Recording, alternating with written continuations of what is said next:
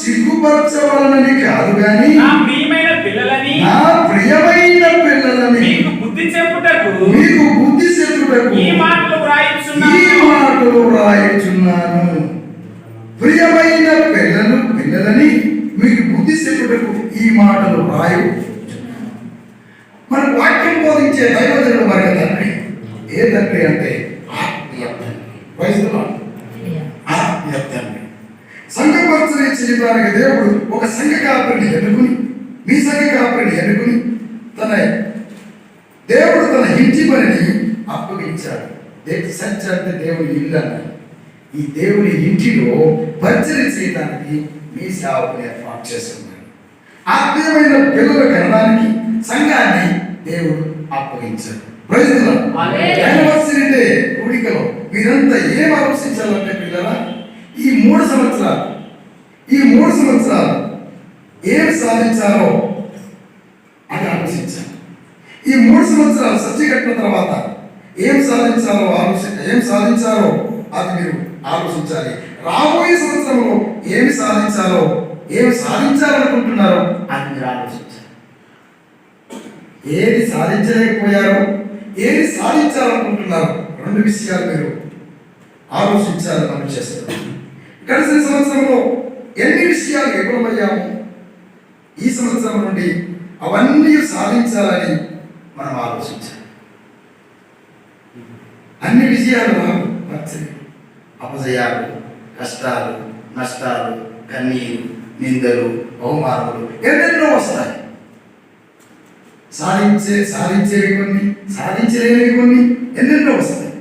ఈ దినం జరిగిపోయే జీవితం, రాబోయే జీవితం గురించి మనం ఆలోచన. జరిగిపోయిన సంవత్సరంలో, గడిచిన సంవత్సరంలో సాధించలేకపోయినది ఏంటి, రాబోయే సంవత్సరంలో సాధించవలసినది, చేయవలసినది ఏంటి అని మనం ఈ యానివర్సరీ కూడికలో మనం ఆలోచించాలి. ఈ యానివర్సరీ దినాలలో, ఈ కూడికలలో పరిచర్య గురించి మనం ఆలోచించాలి. మన అగాపే సంఘములన్నీ కూడా పెనుగుల అగాపే సంఘం వైపు చూస్తున్నాయి. ఇంకో మాట చెప్పమంటారా? పలాస తీరులోనే కాదు, అగాపే సహవాస సంఘాలలో ఉపవాస కూడిక ఒకప్పుడు లేదు. నేను రెవరెండ్ సామర్సం గారి దగ్గర నుండి కాపీ కొట్టి నేను అక్కడ గోవిందపురంలో ప్రారంభిస్తే మాతోటి పాస్టర్లే నాకు ఎట్టకారం చేస్తారు. ఉపవాస ప్రార్థన చేస్తే వచ్చేస్తారా అన్నారు. నేను పాస్టర్ గారు అలాగే ప్రార్థన చేశాను రోజంతా.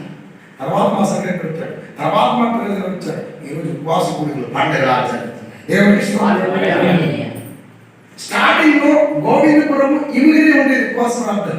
దేవుడి మార్గం వలన ఎక్కడి నుండి తోరమ ప్రాకింది, ఎక్కడి నుండి పూర్వం ప్రాకింది, ఎక్కడి నుండి గురుజులు ప్రాకింది. ఇప్పుడు మెల్లమెల్లగా యాపేసి అందరి కళ్ళు, అన్ని అగాపే సంఘాల కళ్ళు ఇటువైపు ఉన్నాయి, ఈ సంఘం వైపు ఉంది. ఈ సంఘ పరిచర్య మన పెద్దయ్య గారిదే కాదు. ఈ పరిచర్య మీ అందరి ఇది దేవుడు మీకు ఇచ్చిన కుటుంబం. ఇది ఆత్మ సంబంధమైన కుటుంబం. ఆత్మ సంబంధమైన కుటుంబంలో నివసిస్తున్న మీరు ఆత్మ సంబంధమైన వాక్యం అందిస్తున్నప్పుడు, ఆత్మ సంబంధమైన విత్తనాలు వేస్తున్నప్పుడు, ఆత్మ సంబంధమైనది ఎదుగుతున్నటువంటి కాపురికి భూ సంబంధమైనది మీరు ఆలోచన చేయాలి. ఎందుకంటే ఆత్మ సంబంధమైనది ఎదుగుతున్నప్పుడు, ఆత్మ సంబంధమైనది ఇస్తున్నప్పుడు మీరు భూ సంబంధమైన వాటిని గురించి మీరు ఆలోచించాలి.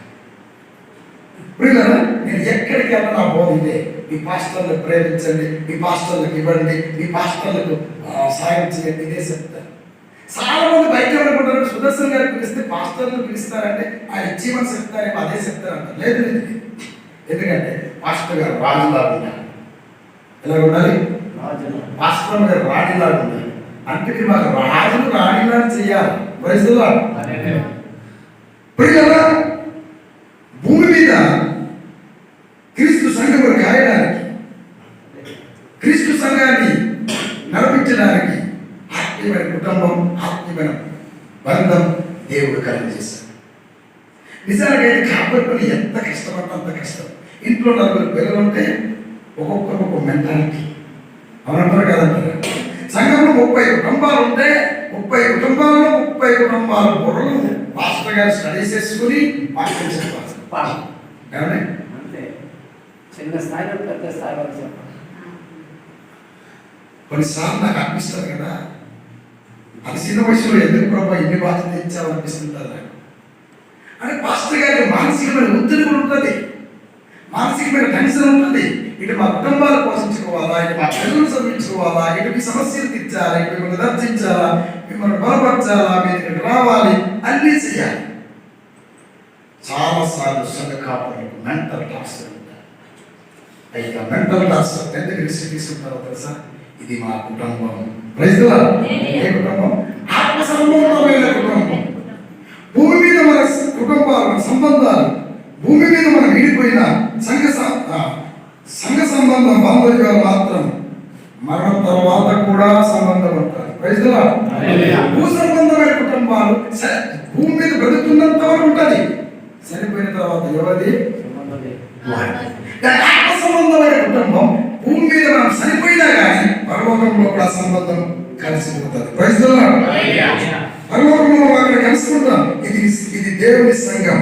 ఇది దేవుని సంఘం అనే ఇంటిలో ఉన్న మనం ఈ ఇల్లును పరిపాలన చేయడానికి దేవుడు ఈ పాస్టర్ గారిని ఇచ్చేసాడు ఈ సంఘాన్ని. ఎందుకో తెలుసా? మన మట్టుకు మనం వాక్యం చదువులేము, మన మట్టుకు మనం సావాసం చేయలేము, మన మట్టుకు మనం ప్రార్థన చేయలేము. కనుక ప్రార్థన చేయించడానికి, ఆరాధన చేయించడానికి, వాక్యం చదివించడానికి, ప్రభువును నడిపించడానికి, అభివృద్ధి చెందేటట్టుగా చేయడానికి దేవుడు తన సేవకుని ఏర్పాటు చేసుకుని ఈ సంఘం అనే ఇల్లులో ఇచ్చేశాడు. దేవుడికి స్తోత్రం. అపొస్తలుల కార్యముల గ్రంథం 9వ అధ్యాయం 31వ వచనం దయచేసి అవన్నీ గట్టిగా చదవాలని. కావున యూదయ, గలిలయ, సమరయ దేశములందంతటా సంఘము క్షేమాభివృద్ధి నొందుచు సమాధానము కలిగి మరియు ప్రభువునందు భయమును పరిశుద్ధాత్మ ఆదరణయు కలిగి నడుచుకొనుచు విస్తరించుచుండును. సంఘము ఎదుగుదల గురించి ఇక్కడ ఉంది. పిల్లరా, ఏ వచ్చినట్టే కూడిక పెట్టుకుంటున్నామా? ఇద్దరు సంఘము ఎదుగుదల గురించి మనం చూద్దాం. సంఘము సేవాభివృద్ధి ఉండాలి. సంఘం ఏం పొందాలి? క్షేమాభివృద్ధి ఉండాలి. ఈ మధ్య కాలంలో క్షేమంగా ఉన్నారా అనే మాట రావడం లేదు, వినిపించడం లేదు. ఇక్కడ ఒకప్పుడు ఫోన్ లేనప్పుడు నేను మా నాన్నగారి ఉత్తరం రాస్తే, నా ప్రియమైన నాన్నగారికి నేను ఇక్కడ ఇచ్చట క్షేమంగా ఉన్నాను, మీరు అచ్చట క్షేమంగా ఉంటారు అని కోరుతున్నాను అని రాశాను. నేనే కదా పంపసాలని. ఇప్పుడు ఫోన్లు వచ్చినాక క్షేమంగా ఉన్నారా, నో రైటింగ్ నో టాకింగ్, మాడలేదు రా. హలో, బాగున్నారా? క్షేమంగా ఉన్నారా? కుశలంగా ఉన్నారా? లేదు. క్షేమంగా ఉన్నారా? లేదు. ప్రియుల సంఘం క్షేమాభివృద్ధి ఉండాలి, సంఘం క్షేమంగా ఉండాలనేది దేవుని యొక్క ఉద్దేశం. సంఘం ఆరోగ్యంగా ఉండాలని దేవుడి ఉద్దేశం. సంఘంలో క్షేమము అభివృద్ధి చెందాలి. ప్రియుల సంఘం అంటే ఏంటంటే పిలువబడిన ప్రజల సమూహం. Praise the Lord. సంఘం అంటే పిలువబడిన ప్రజల సమూహం. అపొస్తలుల కార్యముల గ్రంథం 2వ అధ్యాయం 28వ వచనంలో దేవుని రక్తం చేత కొనబడిన వారి యొక్క సమాజమే సంఘం. పిలువబడిన వారి గుంపే సంఘం. సంఘం అంటే ఎవరంటే క్రీస్తు రక్తం చేత కడగబడి సంఘంలో చేర్చబడిన వారే సంఘం అంటారు. సంవత్సరం వెంబడి సంవత్సరం విశ్వాస సంఖ్య పెరుగుతుంటే ఈ పెరుగుదలలో సంఘం ఏం కావాలంటే సంఘం సేవ కావాలి, అభివృద్ధి నొందాలి. సంఘం అనేసరికి సంఘంలో హింసలు వస్తాయి, నిందలు వస్తాయి, శ్రమలు వస్తాయి. సంఘం హింసలో అభివృద్ధి చెందితే నిత్యముగా సమాధాన విషయంలో కూడా అభివృద్ధి పొందగలుగుతారు. సంఘం హింసింపబడకపోతే, సంఘానికి శ్రమ రాకపోతే, సంఘానికి కష్టాలు రాకపోతే ఆ సంఘంలో అభివృద్ధి ఉండదు, ఆ సంఘంలో సమాధానం. చాలాసార్లు సంఘానికి క్షేమం ఉండాలి అంటే విశ్వాసులమైన మనకు ఆధ్యాత్మికమైన విశ్వాస సంబంధమైన శ్రమలు రావాలి. ఆ శ్రమలో ఎందుకు రావాలంటే ఆ శ్రమ ద్వారా మనం స్థిరం కావడానికి, ఆ శ్రమ ద్వారా పరీక్షింపబడి ప్రభువులో నిలబడడానికి ఆ శ్రమలు రావాలి. ఆర్మీగా హాయిగా సాఫీగా పోతే దేవుడు మనకు గుర్తురాడు. అప్పుడప్పుడు కష్టాలు వస్తాయి, అప్పుడప్పుడు దుఃఖం వస్తుంది, అప్పుడప్పుడు బాధ అనిపిస్తుంది. అప్పుడు దేవుడు వైపు మనం తిరుగుతాం. అయితే ఏదేమైనప్పటికీ సంఘం క్షేమం కలిగి అభివృద్ధి పొందాలని దేవుని యొక్క ఇష్టం. ప్రియులారా, ఆ దినాలలో ఆది సంఘంలో సంఘం విస్తరించడానికి కారణం ఏంటంటే సంఘంలో శ్రమలు వచ్చాయి. దయచేసి అపొస్తలుల కార్యముల గ్రంథం 8వ అధ్యాయం 3వ వచనం చదవండి. ప్రియులారా, 8:3. సౌలైతే 4వ వచనం చదవండి. కాబట్టి చెదిరిపోయిన వారు సువార్త వాక్యమును ప్రకటించి సంచారము చేసి దేవునికి స్తోత్రం. హల్లెలూయా. ఎందుకు చెదిరిపోయారు? సంఘం అసలు ఆది సంఘాలు ఎందుకు చెదిరిపోయినాయి? శ్రమ వచ్చాయి, కష్టాలు వచ్చాయి, హింసలు వచ్చాయి. అపోస్తలులు తప్ప విశ్వాసులందరూ చెదిరిపోయారు.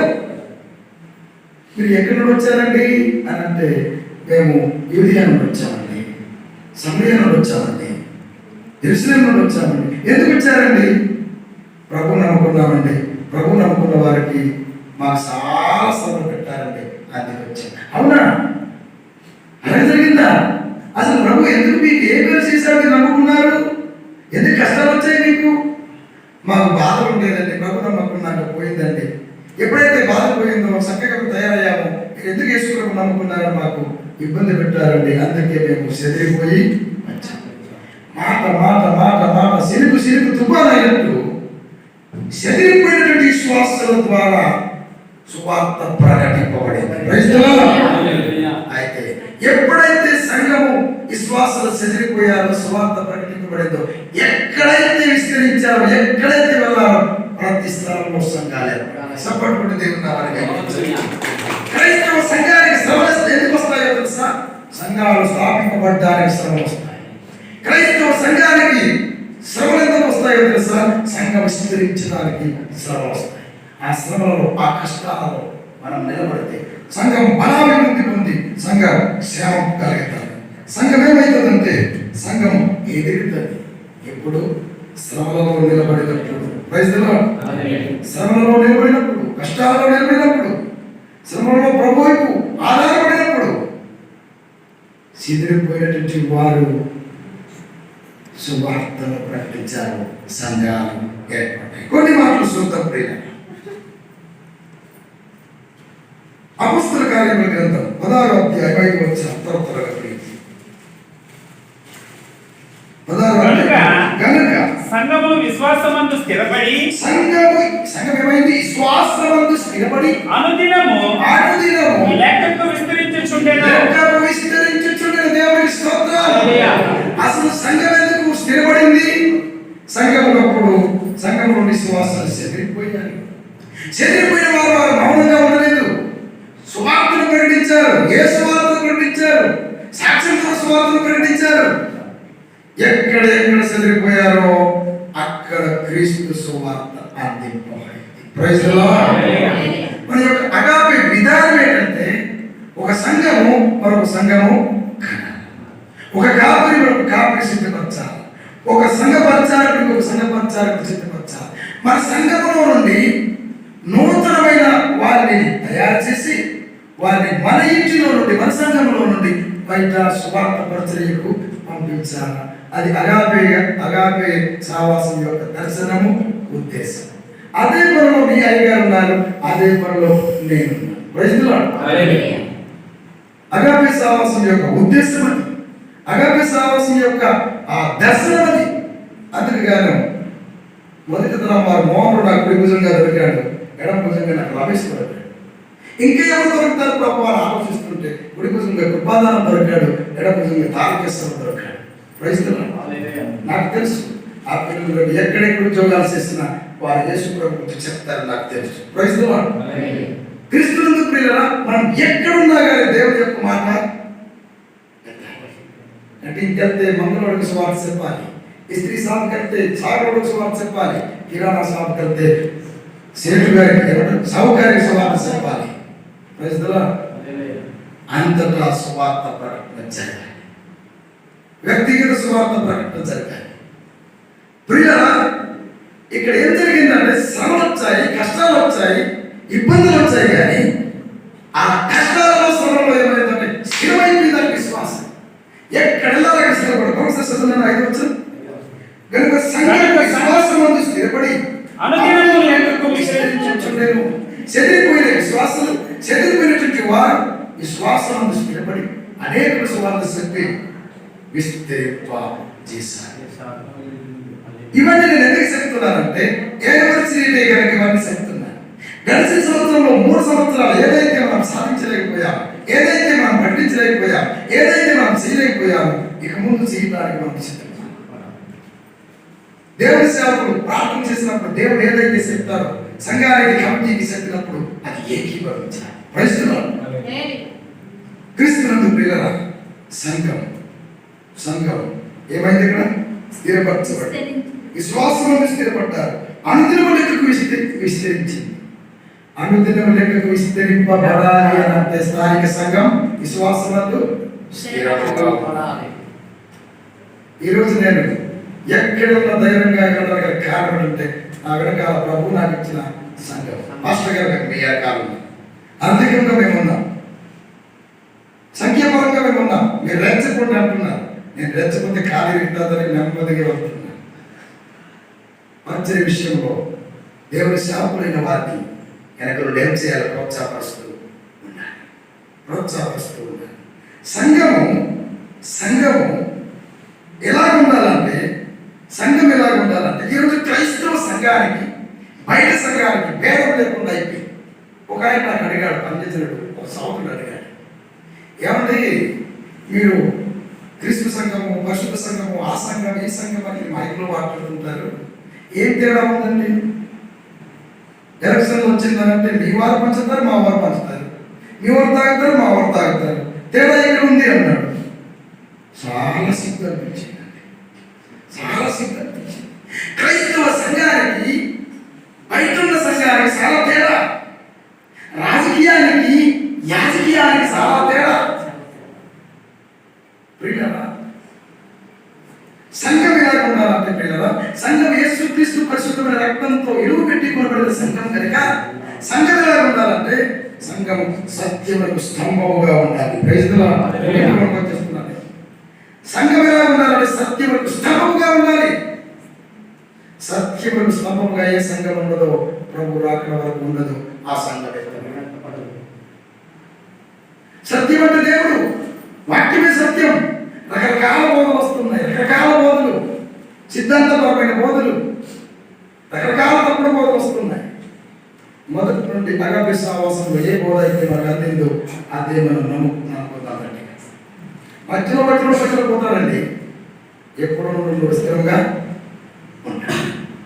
కనుక మధ్యలో ఎవరెవరు వచ్చి మీకు శోధిస్తూ ఉంటారు, సరుతూ ఉంటారు. కానీ ఒకటి ప్రియులారా, మీ సంఘం, మన అగాపే సంఘాలు, మన సంఘాలు సత్యములకు స్తంభముగా ఉన్నాయి.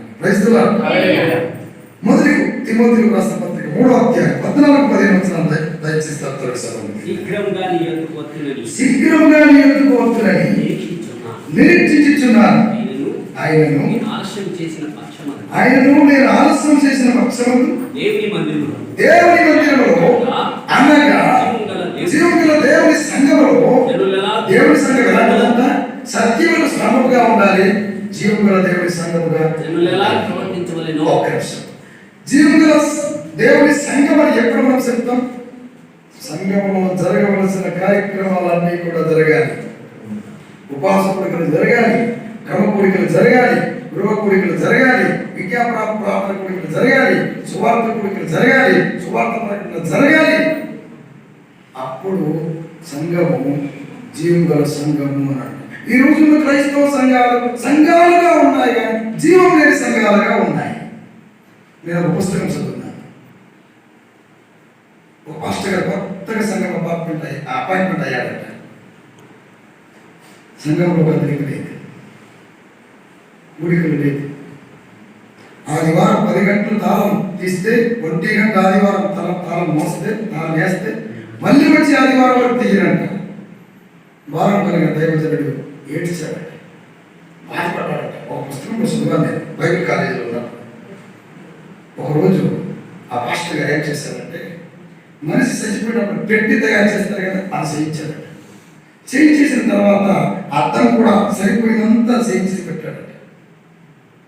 వాక్యం చెప్తూ సంఘం చనిపోయింది, సంఘం చనిపోయింది, సంఘం చనిపోయింది అని పాస్టర్ గారు బోధిస్తున్నాడు. వచ్చారు ఉన్నాడు కదా, అయ్యారు చనిపోయింది చనిపోయింది చనిపోయింది అంటున్నారు, చనిపోయిన శరీరం ఎక్కడ ఉంది అని అడిగారు. పాస్టర్ గారి మధ్యలో ప్రసంగం ఆపి, ఒకసారి సమాధి పెట్టిలో చూడండి ఆయన వెళ్ళారు.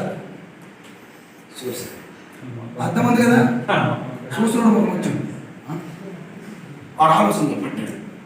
ఇక కూడా చూశాడు, వాడమోకం కనిపించింది, చనిపోయాడు అని నేను చచ్చాను. ఇంకొకటి సంఘం అంతా కూడా చూస్తారు. ఎందుకంటే సమాధి చేసేటప్పుడు అందరూ చూపిస్తాం కదా, చెప్పిన భోగం.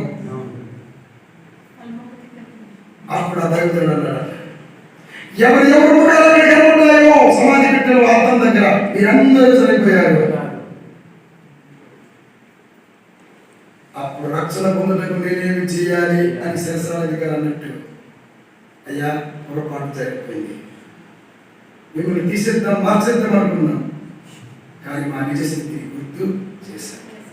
ఎన్ని సంవత్సరాలు నీకు ఉండొచ్చు, రిటైర్మెంట్ వరకు ఉండొచ్చు, అసలు రిటైర్మెంటే నీకు లేదు, మాకు చచ్చిపోయినట్టు మాకు బ్రతికించే మాట చెప్పావు కనుక మీరు మాతోనే ఉండాలి, మాతోనే సావాలి.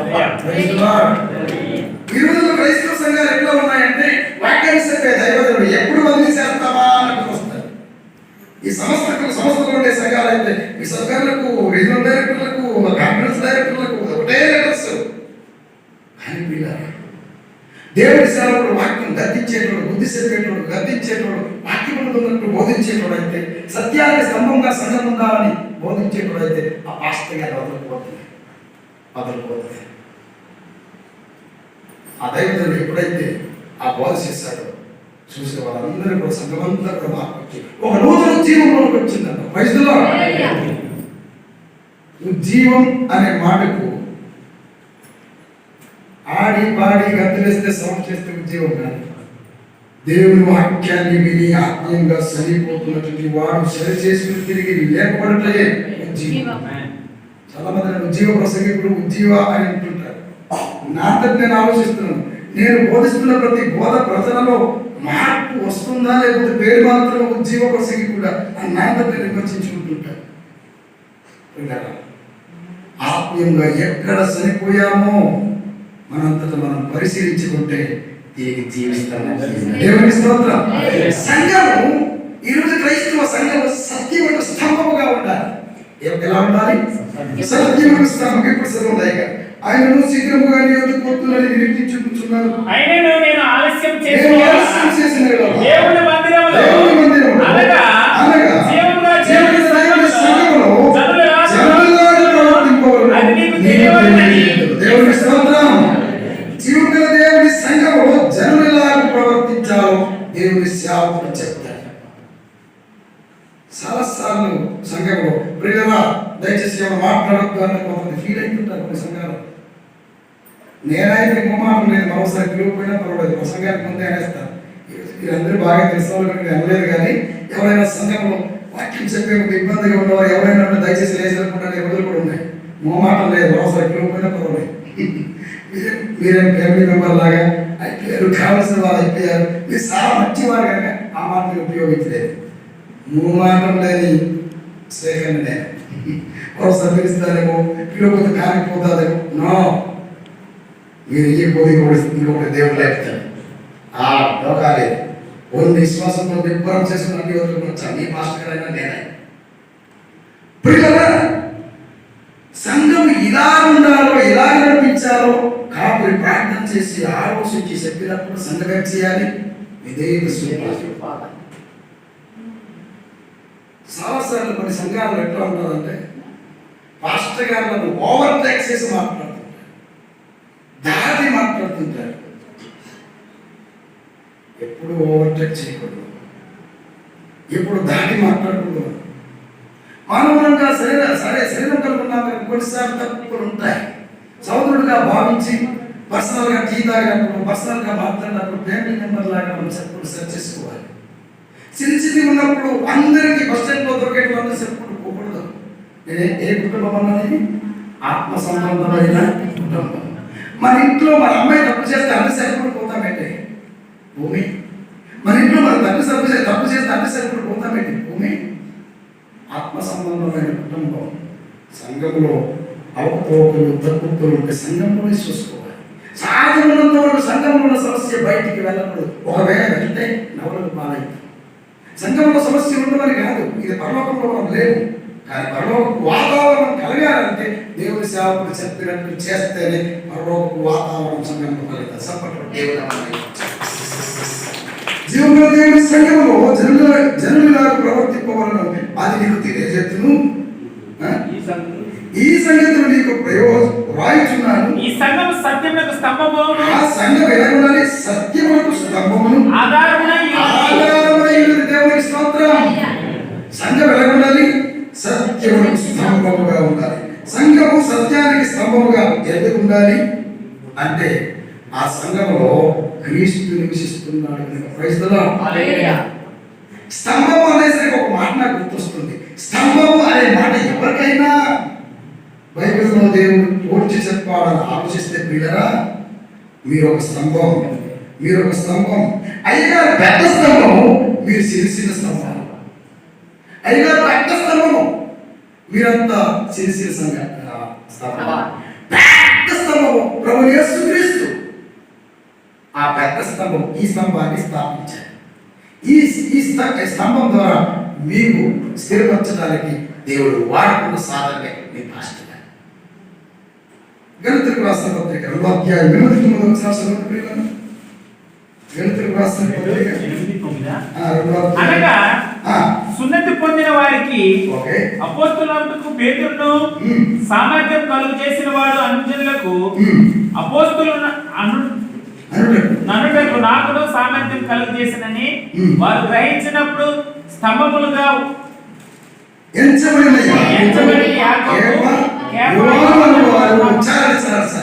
ఇక్కడ కొంతమంది స్తంభములుగా ఎంచబడ్డారు. ఎవరు వారు? యాకోబు, కేఫా అంటే పేతురు, యోహాను అనే వారు స్తంభములుగా ఎంచబడ్డారు. సంఘంలో నీవు ఒక స్తంభముగా నిలబడాలి. కానీ ఎందుకో క్రైస్తవ సంఘాలలో ఉండే స్తంభాలు ఒక దగ్గర స్థిరంగా ఉండవు. ఒక దగ్గర స్థిరంగా ఉండవు ఈ స్తంభాలు. ఏమంటే ఇక్కడ పిల్లలు ఉంది, ఈ పిల్లలు కదిలితే పరిస్థితి ఏంటి? అయ్యగారు ఉంటారా, నేను ఉంటాను. పాస్టర్ గారు ధర్నా చేస్తుంది. మా అన్నయ్య స్పీకర్ గారు పిలిచినందుకు మా పాస్టర్ గారు ప్రమోషన్ వచ్చింది ఉన్నాయి. ఎందుకు? కదిలితే. సంఘంలోని ఒక స్తంభంగా దేవుడు పెట్టాడు. సంఘంలోని ఒక మూల కంబంగా పెట్టాడు. మూల కంబమే ఇటు అటు కదిలితే ఆ సంఘం కదలకుండా విశ్వాసం స్థిరంగా ఉండాలి. మన సంఘానికి మన సంఘానికి సత్యములకు స్తంభముగా ఉండాలి. సంఘం సత్యానికి స్తంభంగా ఉండాలి. ఎందుకంటే పిల్లల దేవుడు స్వయంగా ఆ స్తంభంలో నివసిస్తున్నాడు. మనం నిర్మించిన ఈ మందిరంలో దేవుడు నివసిస్తాడు. ఆత్మీయమైన స్తంభంగా నిలబెట్టిన నీలో కూడా నివసిస్తాడు. ఇక్కడ ఎంత జాగ్రత్తగా ఉన్నదో పిల్లలు కదలకుండా, పిల్లలంటారా స్తంభం అంటారు, ఇంగ్లీష్లో ఆ స్తంభం ఏదైతే స్ట్రాంగ్గా ఉందో ఆత్మీయమైన స్తంభంగా దేవుడు నిన్ను పెట్టాడు. సంఘంలో నీవు కూడా అంత స్థిరంగా ఉండాలి. Praise the lord. కానీ స్తంభాలు ఎందుకో కొన్నిసార్లు కదులుతుంటాయి. ఆదివారానికి స్తంభాలు రావు. కొన్ని స్తంభాలు ఆదివారాలే ప్రయాణాలు జరుగుతాయి. కొన్ని స్తంభాలు బాబా మీ చెల్లె కోసం హాస్పిటల్కి వెళ్తున్నా ప్రార్థన చేయండి అని అంటారు కొంతమంది. ఏమని ప్రార్థన చేయాలి? ప్రభా ప్రతి ఆదివారం హాస్పిటల్కి వెళ్ళడానికి కూర్చోకుండా ప్రార్థన చేయాలి పాస్టర్ గారు. అయ్యగారునే మేము ఈరోజు మా బంధువులు మెచ్యూరిటీ కోసం వెళ్తున్నాం, అయ్యారు ప్రార్థన చేయండి. మా పాపం ఏం ప్రార్థన చేస్తారా ఇక మూమాటాలకు ఏమనుకుంటారు అలాగే మా ప్రార్థన చేస్తాం అంటాం మేము రోజు బాధపడతాం ఎందుకో ఈ స్తంభాలు స్థిరం లేదని బాధపడతాం ఆదివారం ప్రయాణం చేయకండి ఇంపార్టెంట్ అయితేనే తప్ప ఉద్యోగరీత్యా వృత్తితరం అయితేనే తప్ప వెసులుబాటు ఉంది దానికి ఎందుకంటే ఉద్యోగ ధర్మం కూడా నిర్వర్తించాలి కనుక దానికి వెసులుబాటు ఉంది అనవసరంగా ఆదివారం సెలవు కదా ఆదివారం పనుల దగ్గర పనిపెట్టుకోకండి చాలా అనుభవాలు ఉన్నాయి అయిగా మాకు ప్రార్థన చేయండి ఎక్కడున్నారమ్మా అని అంటే ఈరోజు మా బంధువులు అందజనుడు వారు ప్రధానం అండి వారు ఆదివారమే సెలవు ఈ స్తంభాలు ఎందుకో లూజ్ అయిపోతున్నాయి ఈ స్తంభాలు ఎందుకో స్థిరంగా లేవు ఈ స్తంభాలు ఎందుకో కదులుతున్నాయి ఇలాంటి స్తంభాలు సత్యమైన స్తంభాలుగా నిలబడగలుగుతాయా ఈ 8వ శ్రేణి సమయంలో కొంచెం ఆలస్యమైన పర్వాలేదు కానీ ఊహించేస్తారు కానీ కదలిని స్తంభాలు చెప్పబడి దేవుడు సంఘం సత్యానికి పునాదిగా ఎందుకు ఉండాలంటే సత్యానికి స్తంభముగా ఎందుకు ఉండాలంటే ఎఫెసీయులకు రాసిన పత్రిక 2వ అధ్యాయం 19 నుండి 22 వచనాలు చదివితే ప్రియులరా కాబట్టి చాలా అదే అలాగే మీరు చెప్పేస్తారు లేట్ అయితే సంఘము సత్యానికి పునాది సంఘము ఆ సంఘములో సత్యానికి స్తంభంగా ఎందుకు ఉండాలంటే దేవుడు నివసిస్తాడు కనుక ఈ స్తంభంలో అయినా ఏముండాలి సత్యం సత్యం సంఘంలో ఉన్నప్పుడు ఏమైతుందంటే సత్యం సర్వ సత్యంలో నడిపించే స్వతంత్రుడుగా శ్రమాభివృద్ధి నొందుచు అనే మాట ఉంది శ్రమాభివృద్ధి నొందుచు ఒకసారి అపొస్తలుల కార్యముల గ్రంథం 9:31 చదవండి ముగింపులో వచ్చేస్తాం ఒక మాట సెకండ్ ముగించేస్తాం కావున యూదయ గలిలయ సమరయ దేశములంతటా సంఘము క్షేమాభివృద్ధి సమాధానం కలిగి ఉండెను సంఘము క్షేమం కలిగింది అభివృద్ధి నొందింది సమాధానం నొందింది ఆ సంఘం అలాంటి సంఘాలు మన అగాపే సంఘాలు కావాలి అలాంటి సంఘాలు పెళ్ళిళ్ళగాపే సంఘం కూడా కావాలని ఆశిస్తున్నాను శ్రమాభివృద్ధి నొందు ఎఫెసీయులకు రాసిన పత్రిక 4:10 ఇది చివరి గ్రంథం 4:10 దయచేసి చదువుతారా ఆయన శిరస్సు అయి ఉన్నాడు ఆయన నుండి సర్వ శరీరం చక్కగా అమర్చబడి తనలో ఉన్న ప్రతి అవయవము తన పరిమాణము చొప్పున పనిచేయుచుండగా ప్రతి కీలు వలన కలిగిన బలము చేత అతుకబడి ప్రేమయందు తనకు క్షేమాభివృద్ధి కలుగునట్టు శరీరమునకు అభివృద్ధి కలుగు చేసుకొనుచున్నది. Praise the lord. క్షేమాభివృద్ధి నొందొచ్చు సంఘము క్షేమంగా ఉండాలి విస్తరించాలి క్షేమాభివృద్ధి దేవుడు ఎవరిని చేరుకోవాలని కోరడు మీరు ఫలించి అభివృద్ధి పొందండి మీరు విస్తరించండి ప్రైజ్ ది లార్డ్. హల్లెలూయా. దేవాది దేవుడు మన పేరు ఇలాగా సంఘం సత్యానికి స్తంభంగా ఉండరు గాక ఇక్కడి విశ్వాసం ప్రతి ఒక్కరు స్తంభాలుగా నిలబడి రాబోయే దినాలలో అనేకులు సంఘంలో నుండి విశ్రేణులు పంపించుదురుగాక అనేకులు బలపరిచి ఒక మాదిరికరమైన సంఘంగా దేవుడు మిమ్మల్ని లేపి తన రాజ్యం వచ్చినప్పుడు కూడా తన మధ్యాకాశంలో మీకు నాకు మనకందరికీ చేర్చుకున్నాడుగాక.